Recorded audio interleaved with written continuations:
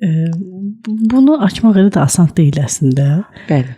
Bu biz deyirik bu 5 kitab, 10 kitab oxumaqla.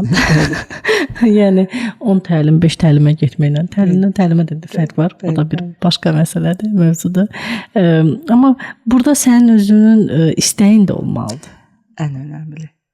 Ən önəmli istək. Hədəf deyirik. Hədəf nədir? Hədəf insan arzusunun dəqiqlənmiş və gücləndirilmiş bir formasıdır. Arzunun. Hədəflərimiz həyatımızın müəyyən hissələrində müəyyən hədəflərimiz olur.